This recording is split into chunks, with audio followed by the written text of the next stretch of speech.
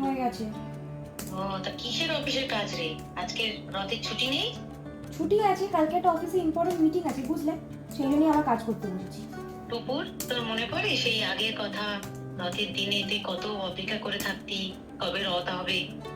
তোর বাবা যখন রথ ঘাড়ে করে আনতো, আর আগের দিন থেকে তোরা বসে পড়তি রথ সাজাবি বলে।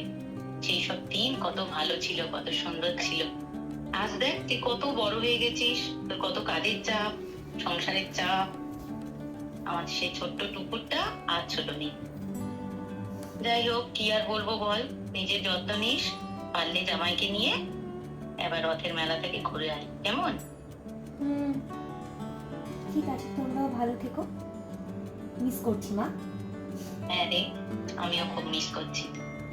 ঠিক আছে, আজ তাহলে রাখি। রাখো।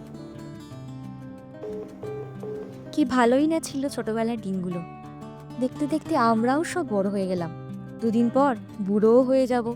কোনোদিন ছোটবেলার এইসব দিনগুলো আর ফিরে পাবো না। সবই এখন নস্টালজিয়া। কাজ আর জীবনের সামঞ্জস্যতা রাখতে গিয়ে আর হয়তো টানাই হয়ে উঠবে না রথের দড়ি। যাওয়া হবে না মাসির বাড়ি জগন্নাথ দেবকে দেখতে।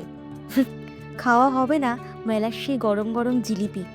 সেই শৈশবটা কাজের মাঝে যেন একেবারে হারিয়েই গেছে। বছরে দুবার রথ চললেও জীবনের রথ যেন প্রত্যেকটা দিন, প্রত্যেকটা মিনিট, প্রত্যেকটা মুহূর্ত চলছে। জীবনের রথ থামার কিন্তু নামই নেয় না। কি গো, মেলা যাবে না? এখনো বসে বসে কাজ করছো? চলো ঘুরে আসি একটু।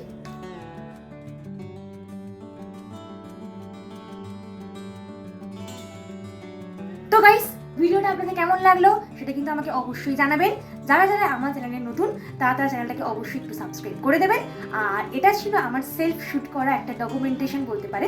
কাজে আপনাদেরকে কেমন লাগলো, আপনাদের কেমন লাগলো সেটা আমাকে অবশ্যই জানাবেন। আর যদি ভালো লেগে থাকে তাহলে একটা লাইক আর শেয়ার করে দেবেন, যাতে আমার পরবর্তীকালেও কাজ করতে ভালো লাগে আর কি। তাহলে দেখা হচ্ছে কিন্তু পরের ভিডিওতে।